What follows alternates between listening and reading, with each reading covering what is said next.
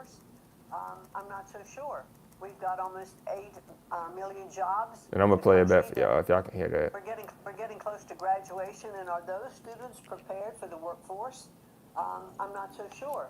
We've got almost 8 million jobs in the country that are unfulfilled. Are we training these students who are graduating for what the workforce needs, what industry needs? We want to bring more manufacturing back to this country. Are we actually preparing these students for their AI development, for more workforce development skills? I think we really need to look at college curriculum and how we really are training and preparing this this next group of graduates and the ones who are coming out today for their careers. We need to start earlier. I think middle schools, high schools, we just need to change our thinking about education. 4-year degrees, not necessary for everything, but can we get short-term certificates? Are there other ways to look at how we're educating this workforce? And I think there are. I think we can be better at it. And I think there'll be a lot more job satisfaction. I think graduation rates at universities will improve if we bring on more of the workforce development skills. What I like about that one is that she said that you can't think of a university for everything.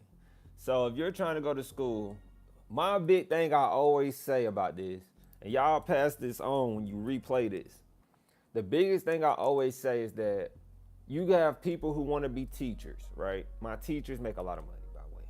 Study, not my study, but a study of a credible source, I like to say, says that teachers are millionaires.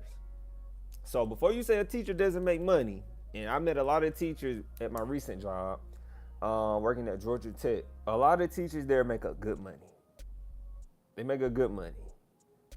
I can't speak for some areas, but teachers make good money in some places. And a lot of them are millionaires. And so you have to think, like, if you're going to school, right, you're paying, once again, we're going back to the basics, right? It's the basics. Just, if you play sports, slide your feet. If you read books, read each line. You can't go to a school that's charging you 20 grand or 40 grand a year, fall and spring semester, right? You can't go to a school that's charging you fall and spring semester, 40 grand for the year, which is 20 grand per semester.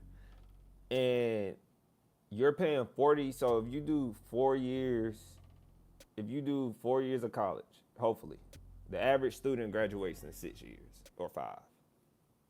But if you do 4 years, 4 times 4, because 4 times 40 is, I think, 80. My calculator is not up. I've been doing this all off my head, y'all. 40,000 times 4 is 160,000. I was off by 80, see? And so 40 times 4 is 160 grand. The average teacher, gotta be that.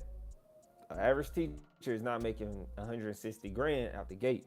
So now you're hurting what? You're hurting your money. You're hurting your salary. So now you're 50K. If you get a 60K salary, ain't really nothing, because you're still 100K short of what you went to school for. You spent 160 grand for a teacher's degree when you could have went to an average school and got the same thing, and then just build on that, going to conferences, do the job, and got better.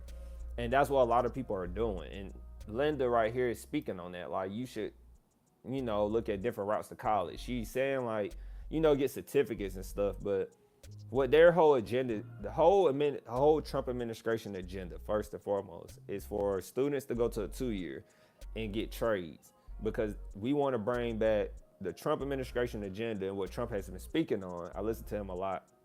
He says that he wants to rebuild America. He wants to bring manufacturing back to America.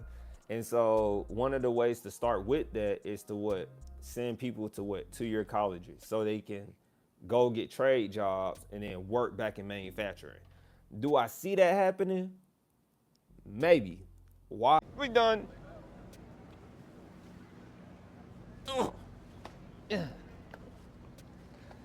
Debt-free degree. They celebrating debt, but we ain't.